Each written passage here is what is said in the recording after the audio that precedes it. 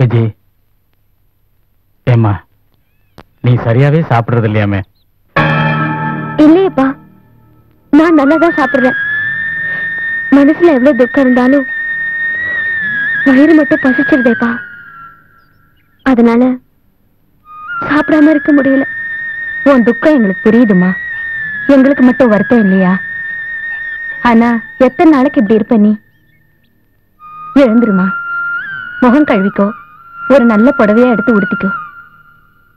என்னம்மா, என்ன பொண்ணு பார்க்க வராங்களா? ஏம்மா, வந்தா என்ன தப்பு? சீக்கிரமே உனக்கு ஒரு நல்ல இடத்துல கல்யாணம் ஆகி நீ சந்தோஷமா இருக்கணும்மா. அது எப்படிப்பா அவ்வளவு சீக்கிரம் மனசை மாத்திக்க சொல்றீங்க? ஆமாம்மா, நம்ம மனசை மாத்திக்கிட்டும் தேத்திக்கிட்டு தான் ஆகணும். தீராத பழி நம்ம குடும்பத்து மேல வந்து விழுந்துடுச்சு. அதை மறக்கணும். பழையபடி நம்ம குடும்பம் சந்தோஷமா வாழணும். அதுக்கு இந்த வீட்டுல சீக்கிரமே ஒரு நல்ல காரியம் நடக்கணும்.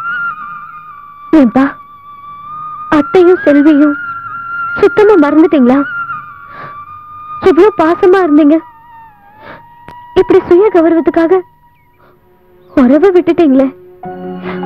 இப்ப அத்தையோட நிலைமைய பாத்தீங்களா? அது அவ தலையெழுத்து. இதை பாரு விஜய், நாம மனசை கல்லாக்கிக்குத்தான் வேணும். இன்னும் 4 நாள்ல சத்யாவுக்கு தூக்குன்னு அறிவிச்சிருக்காங்க. நீ உன்னை பெத்த தாய் தகப்பன மனசுல நினைச்சு நாங்க பாக்குற பிள்ளைய கல்யாணம் பண்ணிக்கிட்டு தான் ஆகணும்.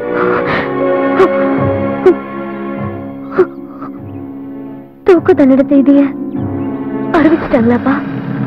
ஆமாம்மா.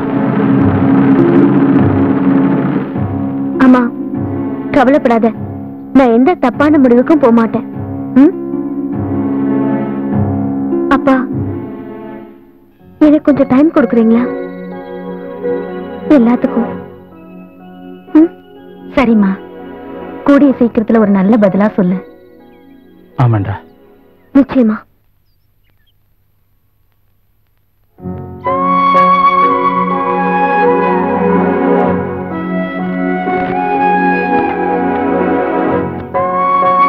அவ்வளவு சீக்கிரம் நீ என்னை விட்டு போயிடுவியா?